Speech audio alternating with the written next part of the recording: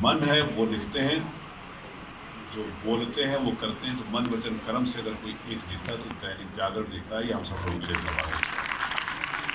करके समाज में दिखा रहा है। ये उसका एक प्रमाण है, जीता जागता प्रमाण है।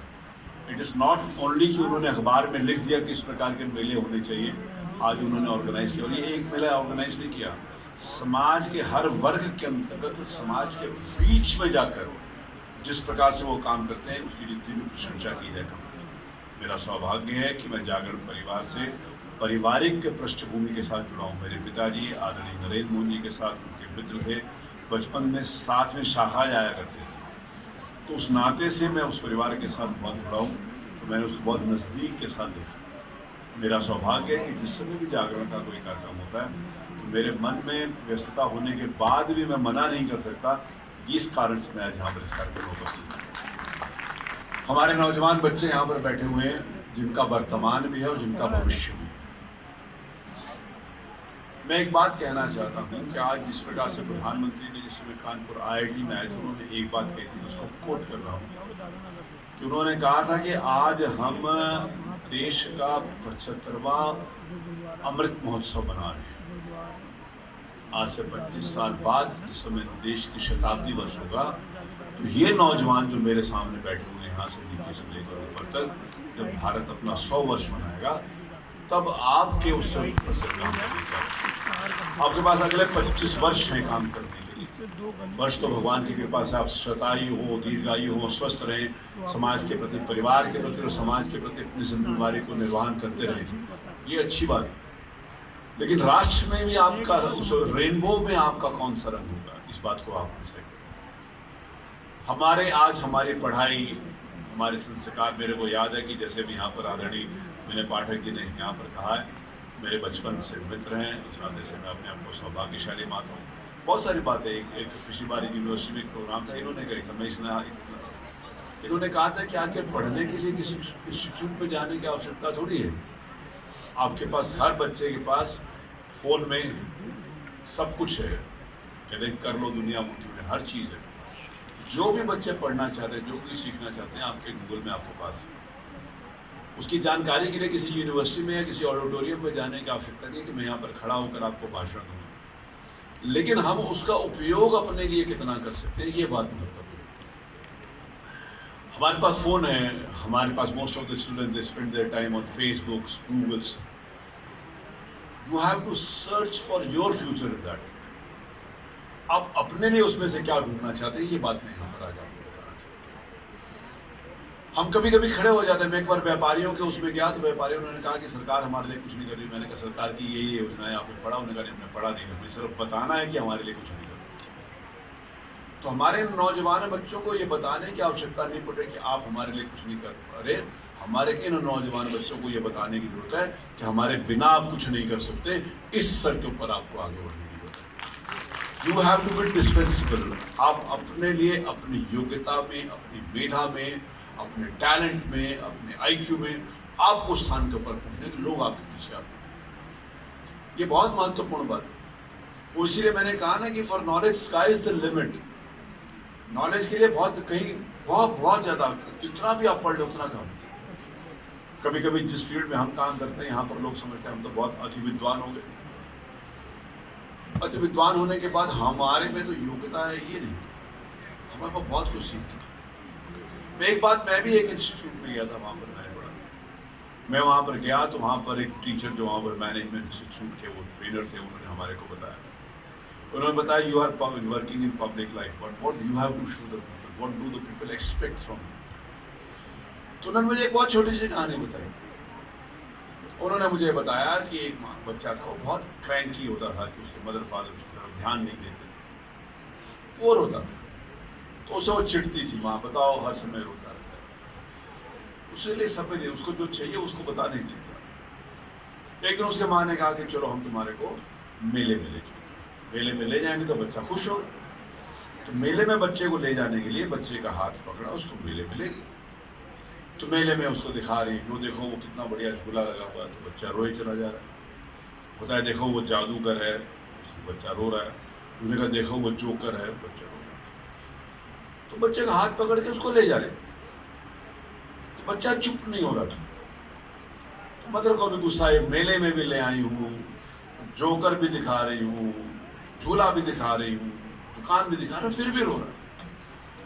तो जब वो मदर उसको हुआ नहीं, तो मदर उसको उठाने के लिए मदर बैठी नीचे, इस बच्चे को उठाने के लिए वो नीचे बैठे, तो मदर नीचे बैठी।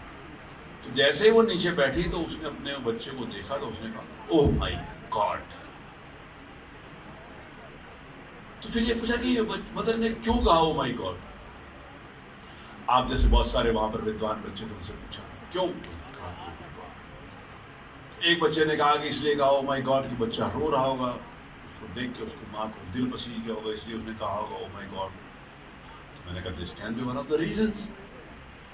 फिर उन्होंने कहा, दूसरे ने कहा बच्चे की नाक बह रही होगी, तो उसके कारण उसने कहा होगा कि oh my God, this can be one of the reasons. उसने कहा वो बैठा होगा तो बच्चे को चोट लग गई होगी, तो उसको लगा होगा, उसको चोट को देखकर उसने कहा होगा ओ माय गॉड। मैंने कहा this can also be one of the reasons. और लोगों को बोला कि अपने अपने रीजन बता, तो किसी ने इसी प्रकार के इमोशनल, किसी ने सेंटिमेंटल, किसी ने चोट, सब ने रीजन। लेकिन एक बच्चा बहुत समझदार था, उसे पूछा कि व्हाई डिड दैट मदर से ओ माय गॉड।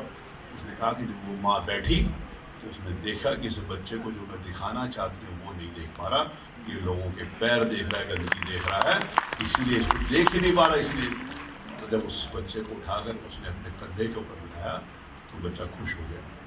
तो हम समाज को क्या दिखाना चाहते हैं और हम क्या देखना चाहते हैं, आज दिखाने का वो कार्यक्रम दैनिक जागरण ने आज यहाँ पर। तो जो जीवन की वास्तविकता, जो फैक्ट्स हैं, उसको दिखाना पड़ेगा। हर स्थान के ऊपर नौजवान जाने के लिए तैयार नहीं है, टैलेंटेड है, समझदार है, पढ़ा लिखा है। वो जमाना गया कि डमरू बजाकर लोगों को भीड़ इकट्ठी कर लिया करते थे। अब लोग डमरू बजाकर भीड़ इकट्ठी करने के लिए सफल नहीं।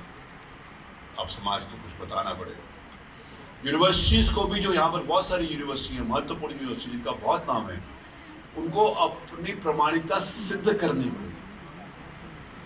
But मैंने कहा it is not that they are going to teach in the classes, because whatever they are going to teach you have in your hand, आपके पास हाथ में है। जब हाथ में है तो फिर हम क्यों जा रहे हैं यूनिवर्सिटी? फिर हमारे उस टैलेंट को कैसे उभार सकते हैं, हमारे को कैसे उसे योग्य बना सकते हैं कि उस बात को समझ सकते। यूनिवर्सिटी आपको ये बताने के लिए नहीं है कि इसमें ये लिखा हुआ, ये बताने के लिए है कि आप इसको कैसे समझ सकते हो, कैसे कर सकते हो। इसलिए उसकी समझ की आवश्यकता। आज मैंने कहा कि अब मोबाइल फ़ोन सबके हाथ में होता है। मैं बहुत सारे अफसरों के ऊपर इस बात को बताता हूँ, कई अफसरों के ऊपर इस बात को बताता हूँ। उससे पहले भी कुछ बच्चों ने सुना, क्योंकि मेरे को ये बात बड़ी प्रासंगिक लगती है, बड़ी आजकल के सिस्टम के नाते से वो वास्तविकता लगती है। क्योंकि हम सब लोग ज़्यादातर, जैसे मैंने कहा, ज़्यादातर लोगों के पास मोबाइल फ़ोन है, जो फेसबुक, व्हाट्सएप और पिक्चर्स और जो जो कुछ उनका मन आता है वो सब कुछ देखते। सब कुछ देखने के बाद अगर नौजवान लोग कहीं जा रहे हो तो रास्ते में मोटरसाइकिल ले लेते हैं, वो खड़े हो जाते हैं। हमारी बेटियां, यहाँ पर बेटियां, ये सब हमारी बेटी हैं, कहीं शादी ब्याह में जाती हैं तो वो भी कहते हैं कि आज ठीक तरीके से मेकअप किया, तो फोटो ठीक आनी चाहिए, तो फोटो को कैमरे में लगा, तो फिर उसको जब कैमरे में लेकर फोटो लेते हैं तो उसको एनलार्ज करके देखते हैं। जब एनलार्ज करके देखते हैं तो फोटो ठीक नहीं नजर आती तो उसको डिलीट मार, फिर फोटो ले लेते हैं। जब तक अपने पसंद की फोटो नहीं आई तब तक आप उस फोटो को डिलीट कर देते हैं, आपके पास ऑप्शन है। लेकिन जीवन में आप गलती करते हैं तो उसको डिलीट करने का ऑप्शन आपके पास नहीं है, वो जीवन भर आपके साथ चिपकती है। इसलिए ज़िंदगी में कभी आप गलती नहीं करें, सही रास्ते पर चलें, सही शिक्षा के साथ चलें, तो ये आपके लिए सबसे ज़्यादा महत्वपूर्ण है। इस नाते से आपको आगे don't have option to delete your life. जो आपके पास टाइम है, बीता हुआ समय आगे करने के लिए। एक छोटा बच्चा था, वो बुजुर्ग माँ के यहाँ गया, दादी के यहाँ गया, तो दादी उधर में से कुछ ढूंढ रही थी अपने उसमें, अपने ट्रंक में से कहते हैं या ब्रीफ केस में से कहते हैं। तो उसको पूछा कि माँ क्या ढूंढ रही हो? तो उस बुजुर्ग अम्मा ने कहा कि मैं अपना बचपन ढूंढ रही हूं। उस माँ को बताया, माँ जब बुढ़ापा आ जाए तो जाता नहीं है, और जब बचपना चला जाए तो फिर आता नहीं। अगर आप एक बार उस स्टेज के ऊपर पहुंचिए, आपके पास वो समय जाएगा नहीं, आने वाला समय आपके पास आएगा ही। इसलिए आपको अपने समय को अपने लिए कैसे उपयोग करना है, यह आपके ऊपर निर्भर है। मैं आपको